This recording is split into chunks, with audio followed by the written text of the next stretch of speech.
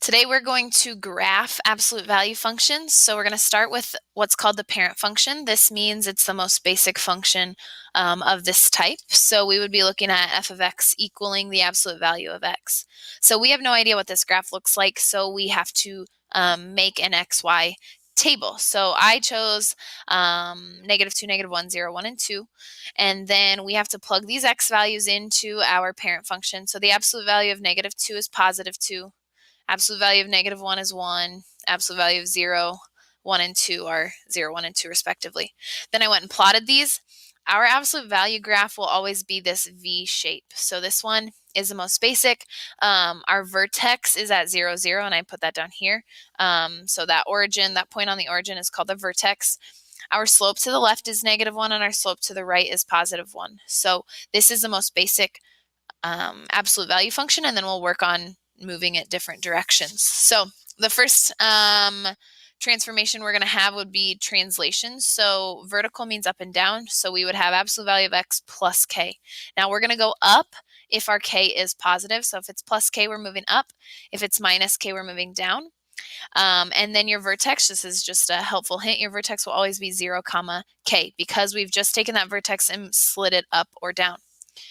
Okay, we also have horizontal translations. If we are moving left or right, it's going to be done or signified on the inside of our absolute value bars. So a -h means that we're going right.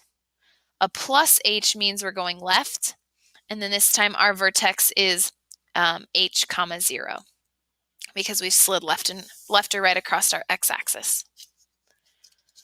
So we're going to look at a couple. We need to graph the following function and give the vertex. So the vertex is our starting point, just like it was when we graphed parabolas. So here we can tell that this is going to be a vertical translation down 2 units. So I went ahead and put that down 2 units, which meant that our vertex was going to be 0, -2. Knowing our vertex allows us to pick the xy values, or excuse me, the x values of our table. So that vertex is going to be the center of our graph. So again, we need to pick a few points to the left and a few points to the right. And then plug these values into your absolute value equation. So -2, absolute value of -2 is +2. So 2 minus 2 is where I get 0.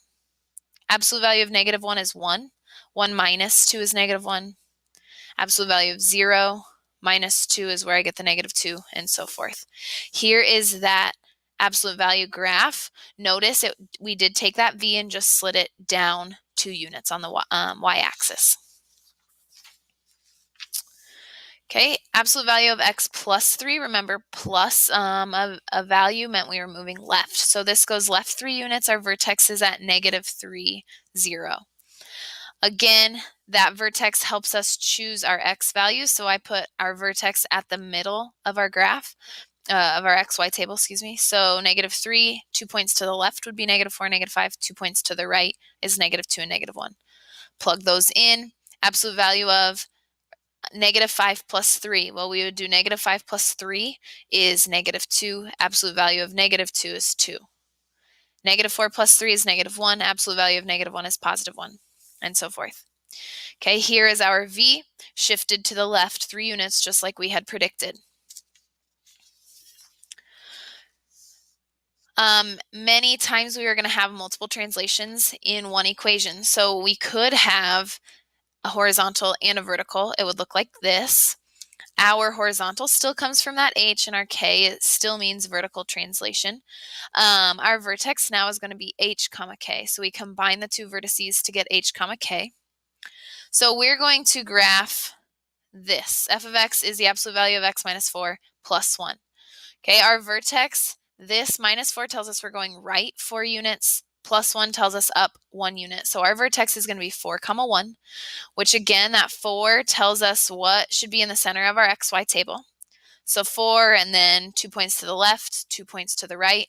Plug those in. Do your order of operations. So you have to do your grouping symbols or your absolute value first, and then you'll add 1. There is our graph. We talked about this moving right 1 and up 1, or excuse me, right 4 and up 1. Well, here was our vertex. We've slid over 4, up 1. Not only can we shift left, right, up, or down, we can also reflect. We can make it steeper, or we can make our graph more gradual. So this time we're going to be assuming that there's a number multiplied in front of our absolute value. So if A is negative, that means you're going to reflect it over our x-axis. So we'll flip it over that x-axis. If the absolute value of A is greater than 1, so if it was like 5, that would be a vertical stretch, meaning it's going to be a lot steeper. And then if the absolute value of our A value is between 0 and 1, so a fraction, that means it's going to be vertically compressed, or it's going to be a lot less steep, okay, a lot more gradual. So I'm just going to quickly go through a few of these. If this was our equation, f of x equals 3 times the absolute value of x, according to these rules, the second one applies, so it's a vertical stretch. I just sketched a really quick graph. It looks steeper than our previous graphs. I didn't even make a table for it, but it would be a stretch. Okay, f of x equals negative 4x. Now we have two different transformations occurring. We have the first bullet and the second bullet. So this negative tells us that it's reflected across our x-axis. And then we look at the absolute value of our A value. Well, our A value is negative 4, so the absolute value of negative 4 would just be positive 4. So we also know that it's vertically stretched. So we have reflection over the x-axis, and we also have it's also vertically stretched. So it would look something like that. Here we would have both, or two different bullet points. We'd have the first and the last. So the negative again means a reflection over the x-axis. That 0.2 can also be rewritten as 1/5, and that would be a vertical compression, meaning it's going to be a lot less steep. It would potentially look something like that.